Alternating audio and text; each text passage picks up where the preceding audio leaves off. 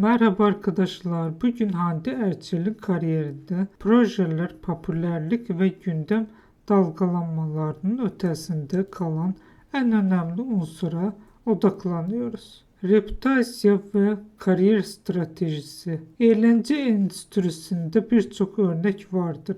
Kısa sürede büyük popülerlik kazanıp aynı hızla kaybolan oyuncular. Bunun temel nedeni genellikle uzun vadeli bir stratejinin olmamasıdır. Hande Erçel örneğinde ise farklı bir model görülür. Çok sayıda projede yer almak yerine daha seçici bir yaklaşım benimser. Bu hem kalite kontrolü sağlar hem de izleyici üzerinde aşırı doygunluk oluşmasını engeller. Ayrıca skandallardan ve aşırı gündem yaratma stratejilerden uzak durması, onun sadece stabil ve öngörülebilir bir imaj oluşturmasına katkı sağlar.